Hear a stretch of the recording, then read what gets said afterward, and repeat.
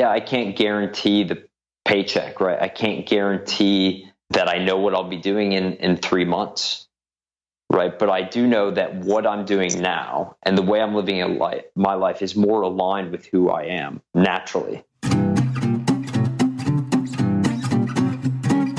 Welcome to the Budget Minded Traveler podcast, your source for the everyday inspiration and practical tips that make international travel accessible to everyone. Hey guys, welcome back to the show. Thanks for tuning in today, wherever you are. I'm coming to you from Baja, Mexico, and I'm happy to report that I was able to get a new microphone.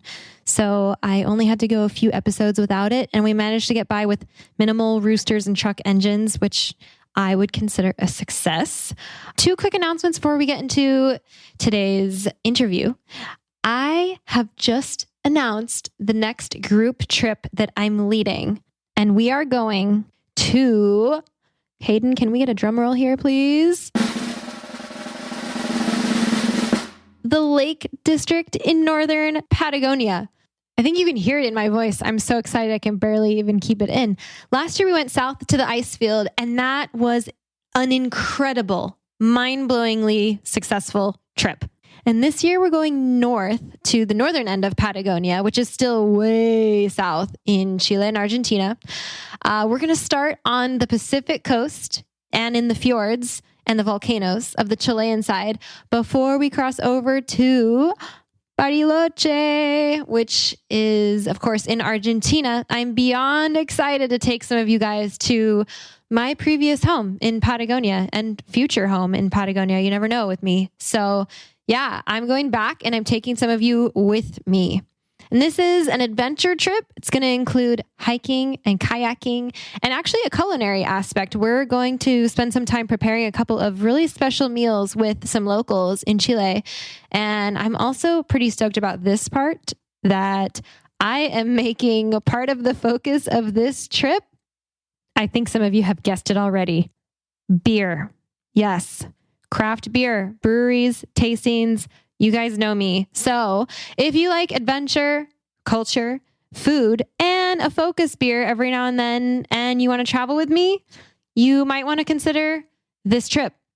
There are 10 spots and it's set for November, and you can find all the information at thebudgetmindedtraveler.com/trips. That link is always going to direct you to whatever current trips I am working on that I have on the docket. So you can always check that. And you can also subscribe there to stay informed and be the first to find out details when these trips do come available. So I cannot wait to see some of you guys there in my beloved Patagonia. So yeah, check that out. The other bit of news is that the Budget Minded Traveler community now has its own Instagram, and it wants to feature your photos. So head over to Instagram and follow at the Budget Minded Traveler. I thought that might be an easy one to remember. And start using hashtag BMT ambassador when you post your beautiful travel photos to Instagram so that we can feature you there. And now for the good stuff. Okay, we are time traveling in this episode. Here's a question for you guys. Do you remember way back in episode 30, it was when I first introduced BMT Voices? It was the first time that I ever featured a listener on the show, and it was only a 90-second clip right at the beginning of that episode. But we heard from a guy named John, who is an American who had been working with a company in Sydney, Australia, who basically decided that it was time to change things up in his life. And he wanted to strategically quit his job and travel for a bit. And so he actually came on he recorded this 90-second clip. He declared it on the podcast that he wanted to make this change because he wanted to commit to making it happen. And he knew that putting it out there like that on the show would help him accomplish his goal. So that was 2 years ago. And I tracked him down to be part of this series of before and after stories. And I found him still in Australia. And my goodness, a lot has changed in John's life since that recording. And I'm going to play that recording for you in just a minute. But first, let's welcome John back to the show. We're so grateful to Osprey Packs for partnering with us and supporting the podcast. So please stay tuned for more about them later on. I have an opportunity for you to join me in real life for some real travel. Here's the latest Jump Adventures update. We are going to Greece for a bike and boat island hopping adventure this May 9th to 16th, 2025, and we still have space left. Check out jumpadventures.com to learn more and book now. We're going to have a yacht all to ourselves with ensuite cabins on board, so you get to sleep in the same bed every night as we start in Athens and make our way west toward the island of Corfu. You'll have your own bike for the week, e-bike if you want one, for cycling the islands as we go, in between meals crafted by our private chef on board, and all the relaxing you want to do on the top deck under the Mediterranean sun. These bike and boat adventures are our most carefree and relaxed trips. All you have to do is say yes and show up, and there's still space. Head over to jumpadventures.com to grab your spot now, and we'll see you there. All right, here is a voice from the past. John, welcome back to the Budget Minded Traveler podcast. How are you? Thank you. I'm really good. Happy to be here. You know, it's funny to say welcome back because you actually, in person, haven't really been on the show before, but listeners have already heard your voice about 45 episodes ago. Long time ago, 2 years ago. You were the original BMT voice who came on and shared your story and kind of inspired this before and after theme that we're now exploring. And what's really great about that is that yours was 2 years ago and it was before you kind of took your leap.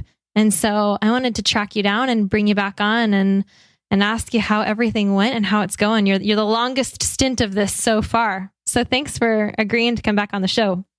Wow, absolutely. And it does seem like forever ago. And I'm excited to kind of reflect with you, even, maybe potentially for the first time in full detail of what's even happened and how my life's changed since that recording and putting that out there. Yeah, absolutely. And I'm sure it's been a lot because it was 2 years. So the first thing that I want to do is actually play that piece of audio. So it's 1.5 minutes. So let's listen to this and then we can talk about it. Sure. Hello, everyone. My name is John. I was recruited to work here in Sydney, Australia for a data analytics company earlier this year. While I seem to have made a great career step, working full-time in an office in such a beautiful place has made me realize that I need to see even more of the world, growing personally versus spending more time advancing my career in this way. I've always put my career first and followed the delayed life plan since I can remember. Get good grades, go to college, get a good job, get an advanced degree. Not really much time for fun in there. Being here, I've met so many people that have made life work through working holiday visas and doing their time on the farm or working casual jobs. It is incredibly inspiring as they have such an appreciation for life here in Australia and finding a way to stay. So my personal plan is to break free out on my own in early 2015, leaving my job to travel full-time. This decision is very much inspired by people like you and those on your podcast that make it work. The just do it mentality is exactly what I needed to hear and has shown me that it is possible to travel the world right now, not later. This change in mindset also helps me put my current job into perspective and that it is okay to have a job rather than being stressed about a career. I now see this is no different than working at a cafe or restaurant to experience my stay for the summer here in Bondi Beach. So truly the adventure has already begun for me, first in my mind with a change in perspective. So many thanks to you, Jackie, and all those on your podcast. Could you hear that? Yeah. Wow. What did you think about that? It's great to hear it.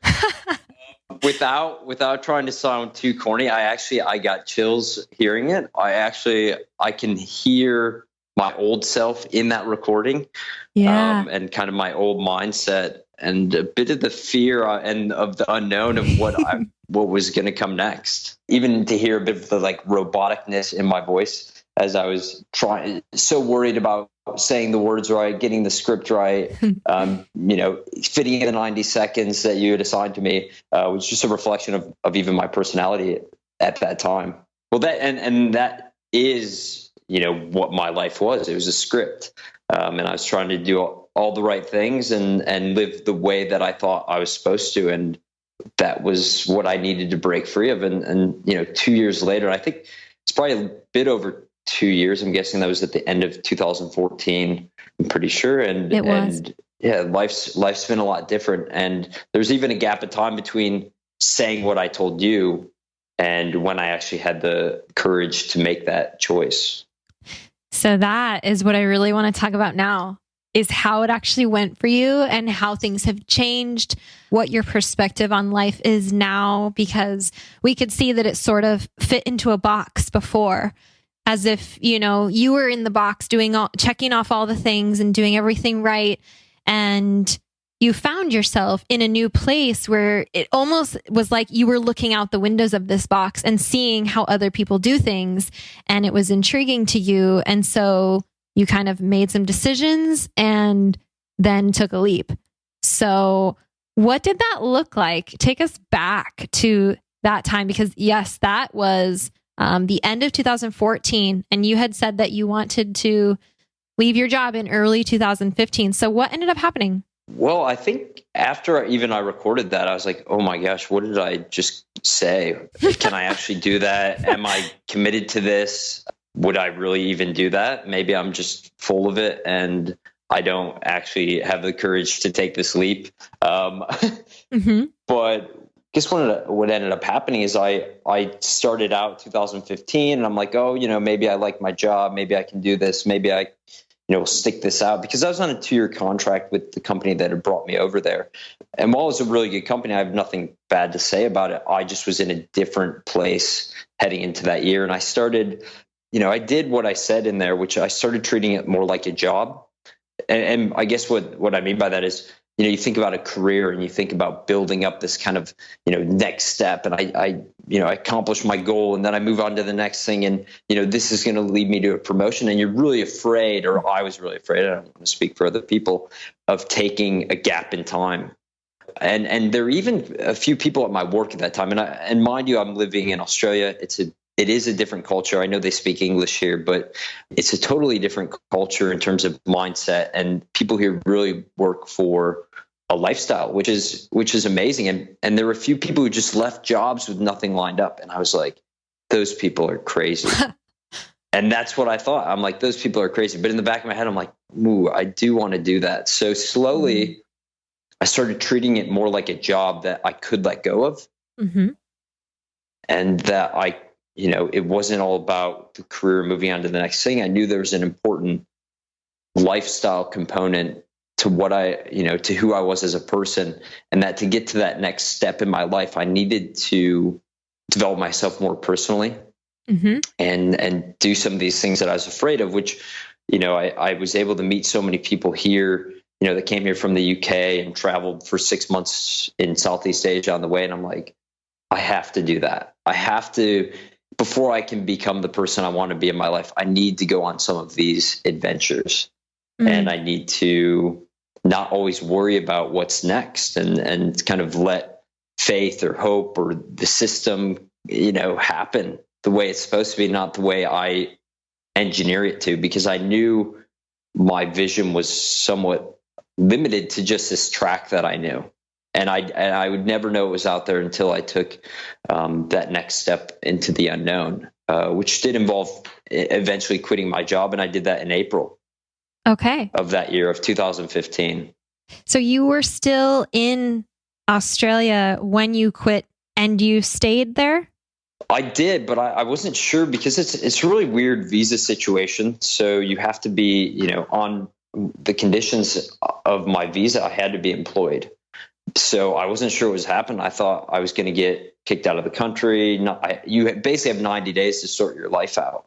And it just so happened that I was, after I gave my 4-week notice, which basically gives you 4 more weeks at a company, then you're basically done after that. I had lined up a trip to Bali with the under 30 experiences, which I know Matt has been on this show as well. Mm-hmm. And there's probably other listeners that have been or thinking about going on those trips. And I had one of those planned to attend one of those. And I said, you know what, I'll go on that trip and I'll see what happens. I kind of extended my plane ticket to be a bit more open-ended. And that was my only plan, was to go on that trip to Bali and see what happened. And I kind of made a small plan to go to Thailand after the under 30 trip. And really that was all I had set up. Mm-hmm. So was it strange? Because what I'm understanding from what you said is that you had a lot of your identity what it sounds like is that you had a lot of your identity tied into your career. And so when you did leave, how did you find that right away? Were you feeling free or were you feeling scared when you took this trip and then decided to go to Thailand? You know, what did it feel like? It felt incredibly freeing. Mm-hmm. And I think I've had to realize long before that my identity wasn't tied up in my career anymore.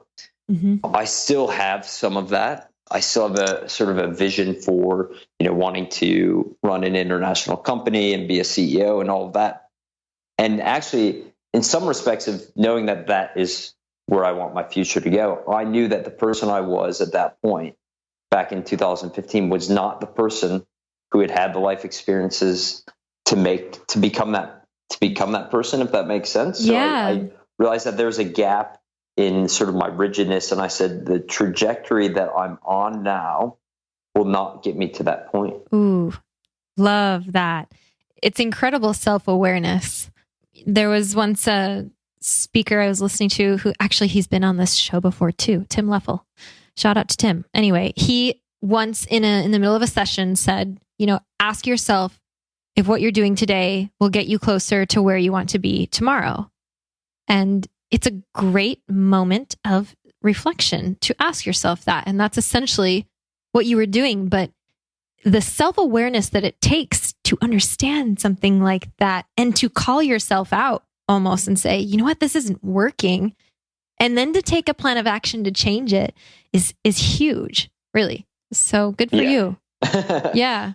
So then this is funny. I just have to say, you have picked up some of the Aussie accent. Have people told you that? I'm sure they have. Okay. The funny thing is when I talk to Americans, they do pick up on that a little bit. And I don't mean to do it, but I literally work around Australians all day. Yeah, you do. Their accent is like easy to pick up too. It is. But when they talk to me, they're like, "Oh, you're so American." Yeah, of course. But you do have it. You definitely have it, and it sounds pretty natural at this point, which is just entertaining to me. Yeah, I'm not just putting it on for good fun, but that is sort of an indicator.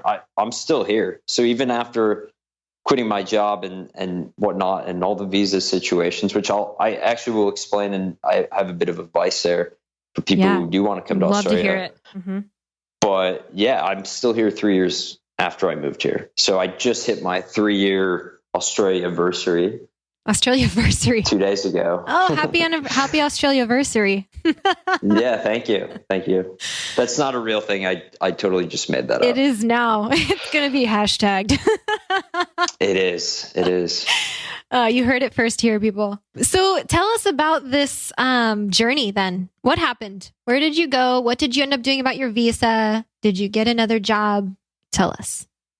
Yeah, so I will say that the journey started even, with the podcast. So part of it was I started saving money. Yeah, good idea. Even once I moved here and realized, hey, this job isn't totally right for me, but I did recognize that if I just leave it now, and this was early 2014 even, if I leave it now, I'm going to want to owe the company money. I don't have all the money saved up to, and not saying you need a ton to break free, but I really, felt that I needed more. I did some planning and just started stockpiling away without knowing what was coming. So I had a bit of money saved up. I felt that, I had this trip to Bali. I didn't have a visa, and I basically just quit and walked out, and I was just hungry for experiences. So I booked a trip up to the Gold Coast, which is a few hours flight away from Sydney, and just kind of chilled out for a week. And I realized it's really hard for me to just chill out. I needed to just be doing stuff, and I wasn't sure what. So I just became hungry for conversation, and I don't know, trying to find myself through, whether it was reading books or going to cafes and talking to people, reconnecting with friends, planning some trips locally with some Australian friends. I invited a couple friends to join me up on the Gold Coast. So I didn't want to do this alone. I really didn't want to go and just go off and be some nomad. And I found a lot of my freedom through spending time with other people. Because to be honest, being alone, even though when I consider myself a very independent person. When I took this leap, I actually found more of a need to connect with people around me. It's funny. I just published yesterday a whole thing about loneliness. And so I get it. It's part of being alone. You can get lonely and you need people. As humans, we crave community. We want people around us, especially when you're doing something big. If you feel like you need support, you need encouragement, and you don't want to be going out into the big world, kind of on your own. And so I get that. Especially you had just come from, because I think a lot of people will be able to relate to this. You had just come from a routine that you'd been so used to, and you were probably being challenged. You had things to do. And so trying to relax after that is especially hard. It takes a while to unwind. I mean, that's why a lot of people can't even relax on vacations, because they're not there long enough to even change the mindset. You go through an emotional roller coaster, but with my loneliness, it actually kind of led me to the next step. I mean, I became when I had a job, I was never really interested in finding kind of a partner, which you call partner here, whether male, female. So, right away I was like, wow, I would love to have a girlfriend. I'm here in Australia because I was still there, and I had a bit of a month between ending my job and moving or heading to Bali. I was living in Bondi. It's like, wow, I need people to explore with. I want to, go on dates and all these things that I'd never even wanted to do before. And, I started, getting on Tinder. And Tinder was one of those. Tinder was one of those. And I think I eventually, through that process, I met the girl that I'm now engaged to. Whoa. Within 3 weeks of, I didn't get engaged within 3 weeks. Within 3 weeks of leaving my job, I met the girl of my dreams. Oh my gosh. I'll say it that way. We'll come right back to that. Let's take a moment now to thank our wonderful show sponsors. Osprey is the market leader in technical outdoor, travel, and everyday packs. And I've personally used Osprey packs since 2015. My favorites are the Fairview Trek 50 for multi-day hikes, the Cirrus 24 for day hikes, the Transporter Rolling Duffel 60, which is my trusty check luggage for faraway adventures, and of course, the countless packing cubes I use to organize everything that goes in them. We are proud to support each other on the podcast and beyond. We love getting outside, and we want to see more people outdoors. So find out more and join us at osprey.com.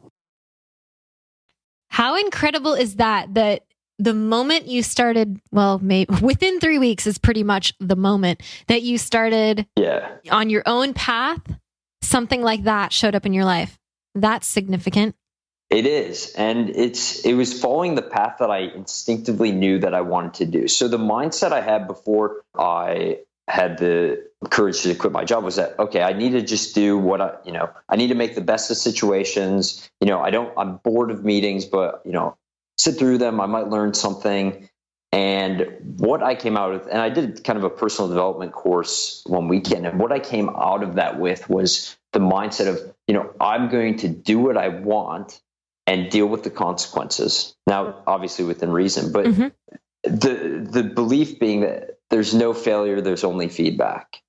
Okay. Because I'd been so afraid to fail up until that point. And I saw quitting a job, because my mom was crazy worried, crying, like, what are you doing? Oof. My friends were like, are you okay? All these things, because it's such a crazy concept to just leave your job and have nothing lined up if you grew up in the US. From what I've experienced. I'm not saying everybody's like that, but my life was sort of like that. So having this new mindset and just taking that leap, and so I ended up meeting Rachel is her name through Tinder. Well, actually, shows how ambitious I was. We didn't match on Tinder. Her Instagram was on there, and I looked her up, and I was like, wow, this girl looks awesome. And she was just a tourist. So she's from Singapore. She's from Singapore. She's living in Singapore at the time, only a traveler in Sydney. And I just kind of, asked her with a bit of humor, oh, do you need a tour guide while you're here? After a bit of conversation on Instagram. And she basically said no. I was like, okay, well, see you never kind of thing. Because she was headed up to the Blue Mountains for 2 days or something. And then she was leaving Sydney. But she came back 2 days later. She's like, oh, I'll go for a coffee with you, if you're free. I said, oh, definitely. Made the time, and which I didn't really have anything else to do. I kind of made it sound like I was busy. But I made the time to meet with her, and we had this coffee, and she hadn't been to Manly, which is like the number one tourist attraction in Sydney. And so I was like, oh, we have to go to the ferry. And up until that point, the conversation was a bit bleak. I couldn't really hear. It was loud in the cafe, but we actually had to run to catch the ferry. And so we're running through the streets of Sydney, downtown. And that's when I was like, oh, this girl's pretty cool. And so romantic. we took a selfie on the ferry, and that was it. And she ended up, going down to Tasmania, and jokingly said, oh, you should come down and visit while I'm down in Tasmania. And Tasmania is just south of Australia. It's one of the states. Mm-hmm. And I was just like, okay. Because I'd had no job, so I could just come down, and we ended up hanging out there. And that we've just been doing we did a travel long distance relationship for a while. And I don't mean to turn this into a dating conversation and all about my relationship, but that was a pretty significant part of even why I'm here today, and all the events that have built off of just meeting Rachel, and a lot of the travel as well that's sprung from that. Yeah, no, it's obviously a huge part of your story, and congratulations. I mean, it's super exciting, talking about paths crossing when they're meant to. So what ended up happening with work? How are you still there? How did you get your visa figured out, and what's your advice on that? Yeah, so that's actually probably the second amazing part of my story. And, even just why I'm still here working, and the opportunity that I'm excited about career-wise now, because I went from a career I wasn't happy about to a career I'm pretty stoked about.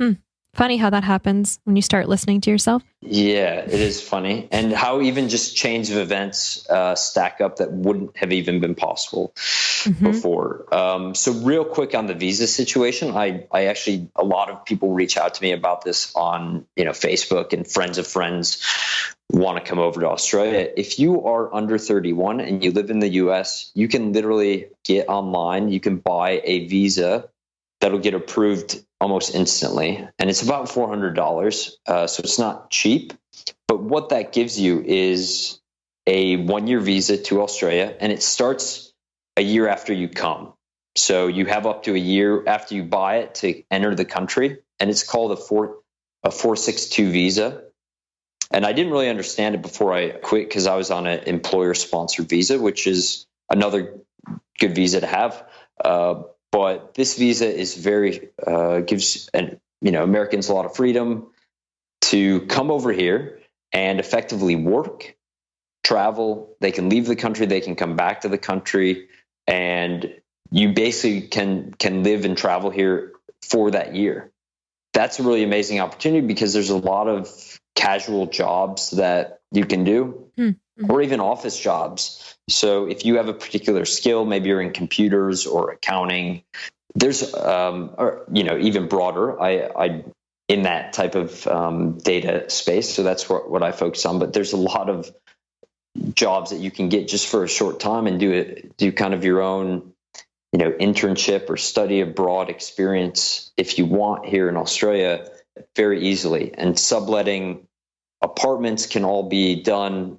They have something over here called Gumtree, gumtree.com.au, which is essentially our Craigslist, a bit more legitimate, and it's well respected, and other ways that you can just find housing before you even get over here if you wanted to. So it's fairly a lot of good options for Americans who want to travel over and actually try out work here and do a bit of travel along the way. Mm-hmm. Same with New Zealand. And I started learning about that on your podcast a while back, was some of these, different people who are in New Zealand living on the visa. And it's the same sort of setup there. So that's actually what I ended up doing. So after my employer visa ran out, I was over in Indonesia, and because you have to be out of the country. So I paid for the 462 visa, and I didn't even know if I could do that, right? I didn't even know if they would let me come back to the country. So I figured, okay, worst case, I don't get this visa. I have to go back to Australia, pack up all my stuff and basically head home or head somewhere else. But it did work out. I came back in the country, and now I had this visa where, okay, if I want to work, I'll work. If I don't want to work, I won't. So that was the next step of my journey, was getting on that visa. You obviously were under 31 at the time, but that's only 1 year. So what did you do for the rest of it?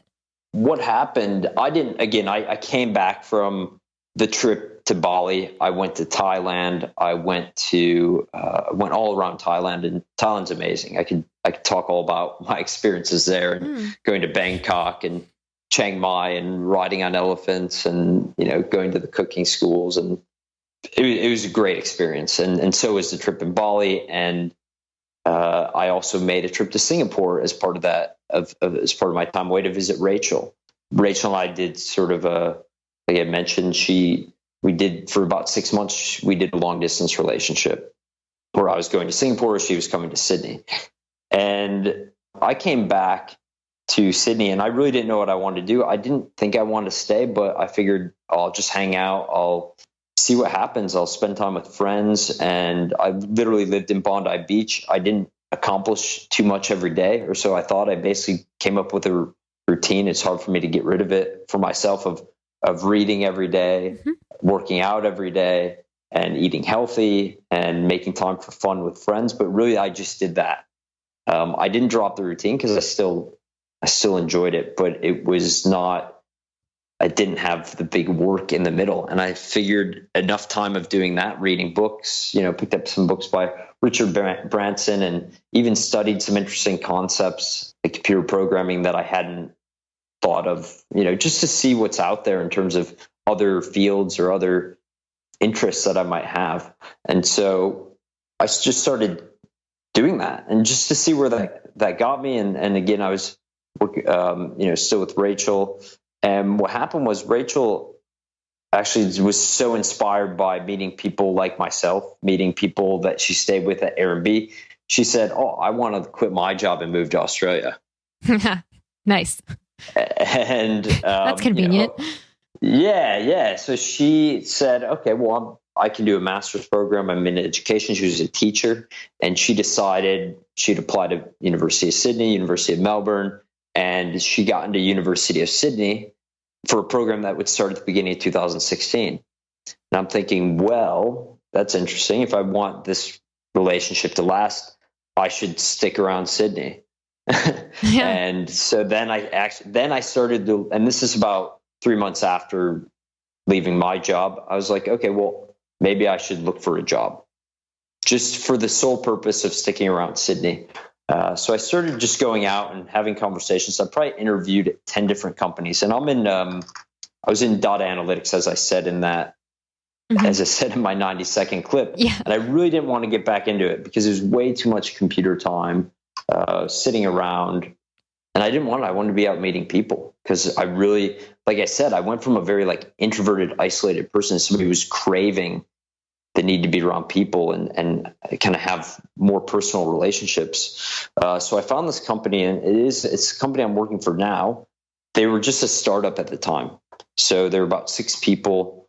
They're called Data Republic, and they're basically, again, I probably not worth getting all the details of what they do, but you can check them out, datarepublic.io. But at the time, a little startup, and the only way that they were actually able to hire me, because I was on this kind of what we would call a backpacker's visa. They basically paid me a day rate to come in, and I worked a day and then I get paid for a day. It was only because I was on that visa that they were able to do it, because they didn't have any ability. It's a pretty big thing for a company to sponsor like an American or somebody, an expat. So they, were willing to pick me up on a day rate. And then the company grew to the size within my 6 months, because you can only work under the visa. You can only work for a company for 6 months, the same company, until they have to sponsor you. And fortunately, within that 6 month time, they grew to a big enough size that they were able to sponsor me, but it got close. Wow. So you got yourself sponsored again, which... Yes, 2 times sponsored. Yeah, that's really great. I can just imagine that's not how it normally works out for people. So congrats. Like, that's pretty huge, actually. Quite an accomplishment to get sponsored. How long can you stay with that while we're still talking about visas? So a company sponsorship keeps you on for 4 years. Oh, wow. So Okay. but you have to be employed by that company, or another company that wants to sponsor you. So let's take it over. Yeah, the ideal situation, and this is what a lot of my British friends do actually, is they get what's called PR, which is permanent residency, which means you have a bit more freedom. You can get access to the healthcare system here, and just basically have in and out privileges regardless of whether you work or not. So then, I guess in the long run, in the big picture, what would you consider yourself now? Your perspective, It's unfolding more and more each day. Honestly, it's actually accelerated development and growth and discovery. And what I mean is that I'm in this to grow and learn, and I'm not afraid of sort of the unknown. I used to be very afraid of uncertainty, which is why I didn't realize that, right? And so if anybody listens and says, no, I'm not afraid of uncertainty, well, yeah, you may not recognize that you are, because when you're in it, it's very hard. And the way I was doing that was I was just planning every aspect of my life, and I wanted guaranteed results. Right? I wanted to know, okay, well, if I do this and that, I'll get to the next level. I'll become a manager. I will become a manager of managers, and then I'll eventually be high up and make money. Make the money I want to make. Yeah, there's a roadmap for that one. It's called corporate America, but people know it because it's been done so many times, and there isn't a roadmap for what we're doing. We write our own. And that's something I've had to get used to, but it's so much more natural. Yeah, I can't guarantee the paycheck, right? I can't guarantee that I know what I'll be doing in 3 months, right? But I do know that what I'm doing now and the way I'm living my life is more aligned with who I am naturally. I love that. Right. And so I feel that we do have a natural, what feels natural. And before I don't know, I'll equate it to like always having to give extra energy to things. And don't get me wrong, I still fall into that trap, right? I still have my days where I'm like, oh my gosh, like my job this, my job that, career. And I'm like, wait a minute, this is not who I am anymore. Not to say that it's wrong. I'm still motivated by work and career, but seeing, opening the opportunity for relationships, seeing that, hey, I want to interact with people. I don't want to just be at a desk programming data. I actually want to be out interacting and talking to clients, having a need for those personal connections. Like I was never sensitive to that before. I never had that feeling because I thought I had to, if I want to be a good data analyst, I hunker down. I do this. I study, these topics. I get paid a certain amount, and I learn skills and gain experience, and then I get paid a bit more. And it just sounds so unappealing now. And what sounds way more appealing is just letting things, doing things that feel good, doing things that. And I don't mean in the kind of mind-numbing way of like, drinking alcohol feels good, but it is bad for you. I mean, just things that you inherently know are right. Yeah. that you're actually doing. So knowing that when I go, like, there's no other job in the world right now that I would want it to be doing. Oh, well, that's a good feeling. I'm not saying this is the perfect job. I'm just saying, because I don't think any job is perfect, but I just know that, look, I can't envision anything else for myself. And I don't want it to be different. Like, I'm very happy with where I'm at and seeing how the world unfolds versus having a whole way of being that I feel, I feel like I'm forced to create. Yeah. Being in tune with yourself is so important because and it's okay to be motivated by career. Like, you still are motivated by something that you want to accomplish.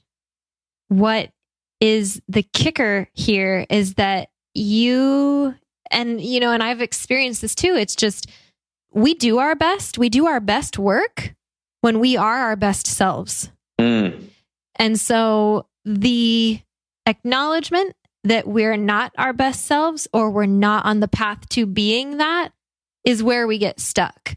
And that's where, we take those leaps and we sacrifice things to alter our path so that we can get closer to that person that we want to be.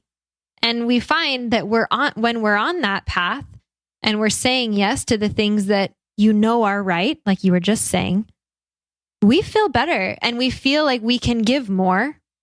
And we crave that connection because that's inherent, I think, to human nature. We want to share with other people. We want to share the best part of who we are, what we're doing with other people. And that comes out when you're aligned with yourself, I think.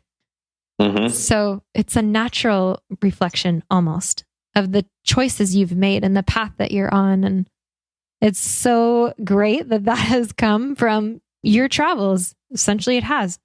And your decisions, your choices. Yeah, that's exactly right. It feels good, even just to talk about it out loud with you, Jackie, and obviously on the podcast, but also to get your feedback and perspective, because sometimes it does. It's good to have a community. It's good to have other people that are out doing the same thing, because not everyone understands what it's like. It's not easy to live halfway around the world from my family, but it is, in the grand scheme of things, it is what's best for me right now, and even my family. But I had to walk away from the comfort of, like, obviously nobody likes to make their mom cry. But I had to walk away from that stuff, like getting out of not pleasing other people continuously. And that's part of my character as well, was making other people happy. In doing these decisions and aligning yourself with what is right. At least at the end of the day, that, it was the right decision, aligning yourself with that kind of comfort. And, you can work people through that, because my mom, while she did not understand when I quit my job and she was upset and sad, I talked to her now and she's like, oh, it's the best decision you made. So it's funny, not everybody knows what you're experiencing, and not everyone will understand the trajectory that you're on when you make decisions like that. To quit your job, to travel, to not have a definitive plan, but then just have faith in yourself, and then other people will come around. But you can't win everyone, your friends and family, overnight. No. They just won't get it right now, and you may not get it. So how are they supposed to? Oh, so good. Yeah. And there are some that may never get it, but as long as you're doing your best, that's the best you can do. So, and no, it doesn't come without sacrifice. I know that. It just takes courage, a lot of courage. But this is so cool hearing you talk about all this now. You sound so confident, and so you understand what you've done and what you're doing, and where you're headed. And I think that's so great. Thanks, Jackie. Yeah, and I do remember thinking at one point, like I mentioned earlier, like I said this on this podcast, but I don't actually know if I'm going to do it. I don't know if I'm going to quit. But having that goal out there and putting it out for you to hear and for other, my friends to hear, it made it more real. So, and I'm not saying everybody needs to quit their jobs, but if you have things that you want to do, make it real. Yeah. And telling people and, put it on Facebook. I don't care, how you tell people or whatever will make you feel kind of that nervous, like, oh my gosh, am I going to do this? Am I really going to do this? Say it out loud. It shouldn't feel forced or pressured, but you should feel nervous about, whatever it is. It could be your first trip abroad. It could be quitting your job. It could be moving to another country, any of the above. Moving to another state. It could be anything. Any kind of significant change. That is a big change. I moved from Ohio to California, and I thought that was a pretty big deal. It is. And it's all relative. It really is. It was another country. I'd never even been there. Yeah. Right. No, that was part of the reason that we did that recording. I wanted to stand with you. That was the point. That's why we did it. So you could put it out there. It works to do this, and look at you now. I love saying my goals out loud. I really do. And out loud might be just telling one person, really. It doesn't have to be extravagant. You don't have to go on a podcast and proclaim it to the world. There's a quote that I love that I'm going to mess it up, but it's something like, ideas without action never become bigger than the brain cells that they occupy. And so if it's just in your head and it never gets out, it's just going to stay in your head. But if you can share that with anyone else to hold you accountable, then, you're so much more likely to make something happen. Really. And you did. Good job. Yeah, it is. It's very cool. And I think you should be, extremely proud of what you're building and what you've built. And the fact that you've had that impact on people like myself and others. Thank you. Thank you for saying that. I am. I'm proud of all of us, really, because I know what's happening. People write to me every day and tell me what they're doing. And I think it's amazing. But a story like yours, where we actually got to hear it from the beginning and now see it, is so powerful, So thank you again for sharing. Is there anything else that you want to add? Well, I'm mindful that this is the budget-minded traveler podcast. So I do want to say that I didn't bring it up at all, but budgeting and planning, making sure I had that sort of runway to work off of was completely part of my strategy. I know there's people who go out and, they're okay with finding jobs and scrapping money together as they need it. I personally wasn't. I kind of set a time frame for myself. Like, okay, well, I need to start looking for a job after X number of months, and I can afford to spend X amount on travel this much. So I had figured that out before I took the leap. So for me, there was still some of that comfort. I wasn't just YOLO, whatever happens, happens. The kind of planner inside me still made sure that, put some parameters around it so that I felt comfortable with it. And comfort's different for everyone. So I just want to say that was a big part of me getting to that point as well. Thank you for saying that and bringing that point up, because I actually was wondering that and forgot to ask you. And you're right. This is the Budget Minded Traveler podcast. So budget tips are always appreciated. Yeah, no, I'm happy to help anyone who wants to learn more about that as well, and explain that in further detail how I went about that. Cool. Yeah. Well, maybe we can put your contact info on the show notes page. Definitely. People can feel free to contact you there if they want to. So congratulations again on the engagement and all of the personal success that you've had in the last couple of years since making your declaration on the podcast. And thank you for coming and sharing, and wish you the best of luck going forward, really. And we'll have to follow your story, catch up with you again sometime. All right. Great. Yeah. Thanks so much, Jackie. And, thank you to all the listeners. And we thank you, Jackie, for all that you do. Oh, stop. Thanks so much, John. So fun to hear that story come full circle after hearing his declaration 2 years ago. The date of that original recording was actually September of 2014. And so now we know that it took him until April to put his plan into action. But the important thing was that it started with an idea that he followed through on. And I know that a lot of times we think about travel and it's hard to follow through. So I hope that that encourages you guys to work on your travel ideas. And if you have one and you want someone to keep you accountable for it, share it in the BMT community on Facebook and we will stand with you there.